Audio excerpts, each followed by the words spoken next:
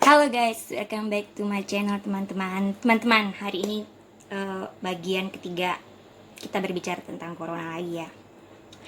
Ini pendapat pribadi saya ya. Saya tidak ingin menjudge di sini ya. Saya tidak ingin menyalahkan siapapun di sini. Ini adalah benar-benar apa yang saya pikirkan. Semoga dapat diterima dengan baik. Walaupun nggak diterima ya nggak apa-apa, didengerin aja ya. Oke? Oke teman-teman. Jadi kalau menurut pendapat saya, corona itu bukan untuk dihindari, tapi untuk diatasi.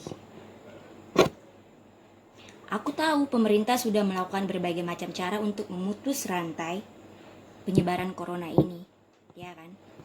Namun sebagai manusia biasa yang mempunyai keterbatasan, pasti ada aja ininya ya, salahnya.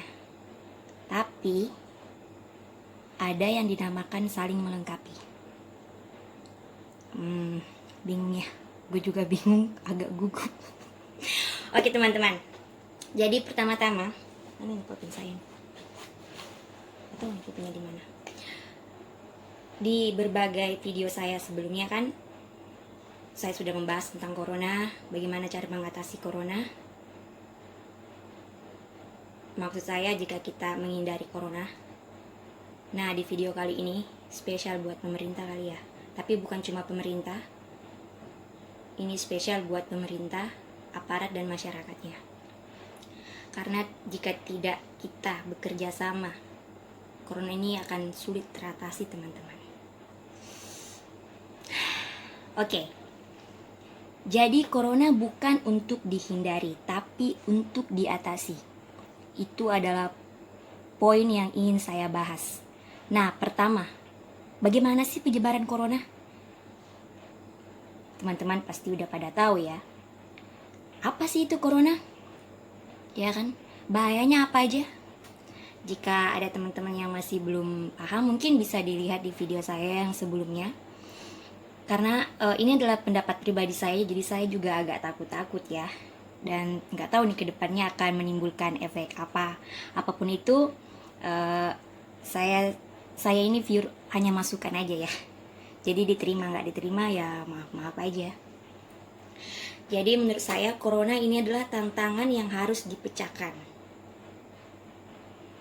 Kita nggak tahu sampai kapan kalau misalnya kita mengisolasi diri, ya kan? Seperti yang disarankan oleh pemerintah, seperti social distancing, jaga jarak, atau enggak jangan, kalau nggak perlu, nggak penting-penting amat, di rumah aja, stay home. Saya sebenarnya kurang bukannya nggak setuju 100% ya, tapi menurut saya cara ini agak kurang efektif. Kenapa? Karena kita sebagai manusia memiliki kebutuhan. Dan kebutuhan pertama, kebutuhan primer itu adalah makan, minum, berpakaian, punya tempat tinggal, pendidikan, dan kesehatan. Bener gak sih? Jadi untuk memenuhi kebutuhan-kebutuhan kita ini, kita perlu yang dinamakan beraktivitas, nyari pemasukan. Kalau nggak ada pemasukan, itu bisa menyebabkan berbagai macam hal-hal yang lebih mengerikan dari corona. Itu menurut pendapat saya pribadi, teman-teman ya. Nah, kita kembali nih. Jadi pendapat saya, corona adalah tantangan yang harus kita pecahkan bersama-sama. Semoga dengan berakhirnya corona bisa memberi kita banyak pelajaran. Ini 2 poin penting yang saya dapatkan dari virus corona itu sendiri. Nah, kita mulai dengan langkah yang pertama. Jadi menurut saya yang mesti diisolasi itu sebenarnya bukanlah orang-orang sehat. Orang-orang sehat itu perlu beraktivitas untuk memenuhi kebutuhan-kebutuhan primer tadi. Jadi siapa nih yang perlu diisolasi yang sebenarnya?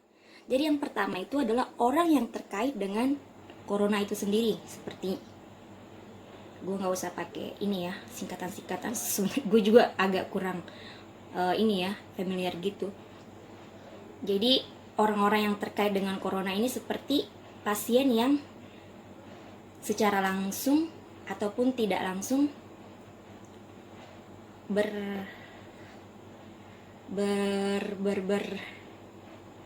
di sekitar pasien corona seperti misalnya dokter, perawat yang menangani pasien corona. Nah, pasien coronanya sendiri, terus orang-orang di sekitarnya. Nah, ini nih yang perlu diisolasi. Terus yang kedua adalah orang tua. Orang tua yang umurnya udah lanjut usia ya. Terus anak-anak dan balita. Oke?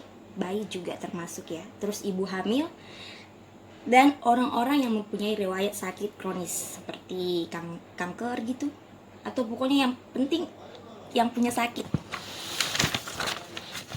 Jadi orang sehat itu tidak perlu diisolasi, teman-teman. Udah mencatat di sini nih. Orang sehat tidak perlu diisolasi.